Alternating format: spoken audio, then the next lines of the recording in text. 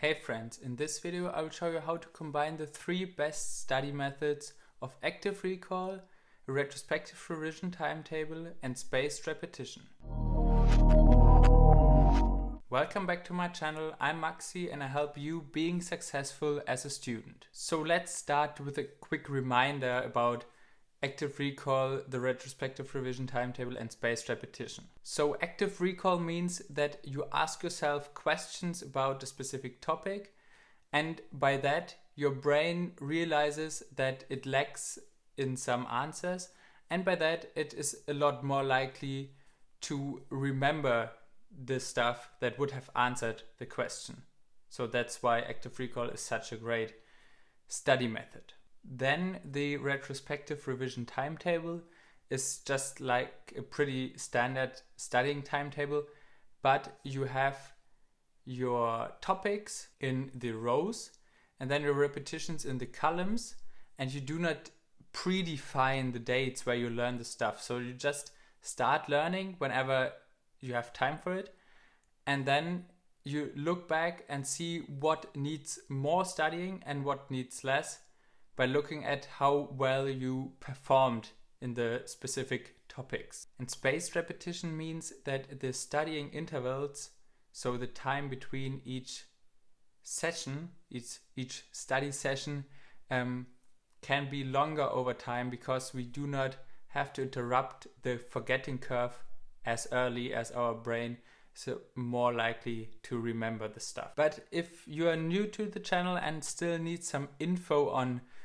active recall, the retrospective revision timetable and spaced repetition, I will put all of my 3 videos about that into the video description. So if you do not know as much about them, just go ahead and check them out and then come back to this video again, where I will show you how you can put all of them together so this works as your perfect study environment. So to use all of the 3 study methods together, I like using Notion, for example, to do this, but I think it will also be possible with Google Sheets, for example. And maybe I'll do a separate video on that sometime in the future about how to use it with Google Sheets.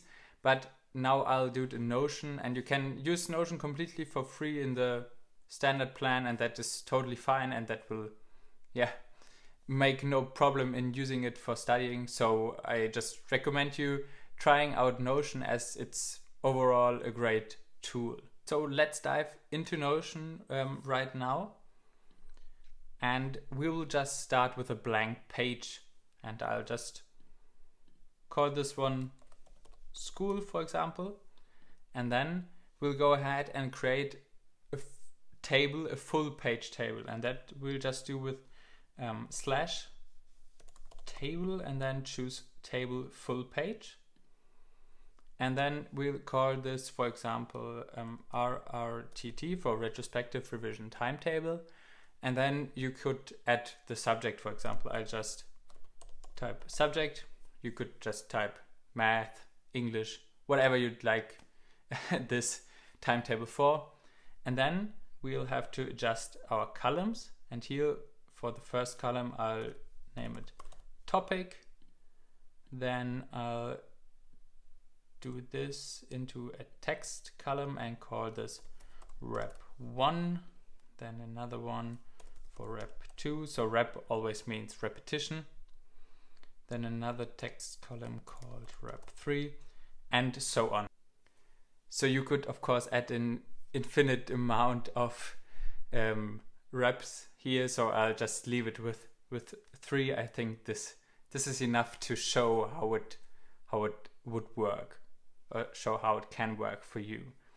And then we'll go on and click into the first row here with topic, and choose our first topic. So I'll just name it topic 1. So you, of course, would take your real topic in whatever subject you have. And then you can open it by clicking open, or you can just make, no, it won't work. Just click open and then it will work. And then you can also open it as a page so we have a better overview about things. And then we'll go ahead and put down our questions for this topic. So I'll just make some example questions again, and I'll just say question 1. Oh no, I just forgot one thing. We'll go with a toggle list for this. So we would have the question, but do not see the answer, because we want to try to answer the question, and then after we have tried it, we want to see the answer. So we'll go with a toggle list that hides the answer.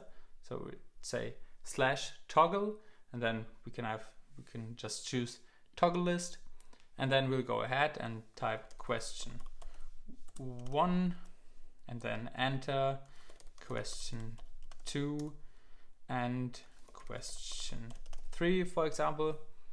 And then you can mark them all or select them all and click one toggle, and then you'll see this will expand, and there you type your answers. So I go again with answer 1, just copy this, answer 2 and answer 3. But that's how your questions would look like. So you could, for example, have, like in my active recall video, I think it was, the question would be, what is the capital of Sweden? And then under the toggle list, there would be Stockholm, of course. And then, of course, after you put in all the answers and you want to study it, you'll, of course, click this toggle arrow again to close the answer. And then you would go ahead, say, if we had the first question, what is the capital of Sweden? We'd ask ourselves, what is the capital of Sweden? And we would think about it, and then might come up with Malmö, for example. And then we click the toggle and see, oh no, it's Stockholm. But because we didn't see the answer at the beginning, we are a lot more likely to remember that the capital of Sweden is Stockholm and not Malmö. So yeah, that's how it would work. And then after we have built this up, we can go back to our timetable. You can just choose the RRTT subject here in the navigation bar.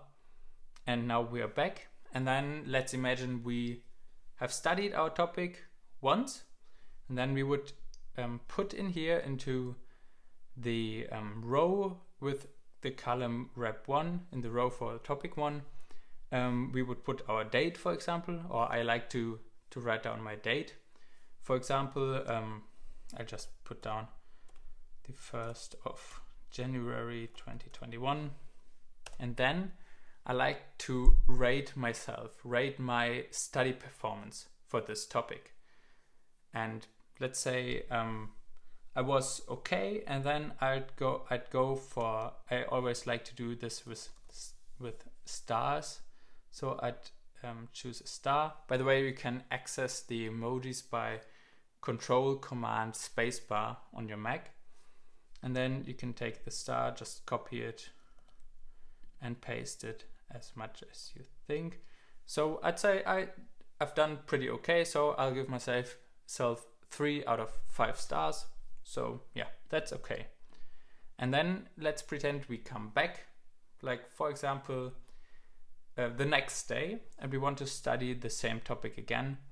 We would of course go onto a topic, open it up, open the page, and then we would first see our performance from last time, and we would also see when we studied it the last time. That's right here on top. So the 1st of January 2021, we've performed 3 stars out of 5, and now we would go through the questions again. And let's say we all have the question again, what is the capital of Sweden?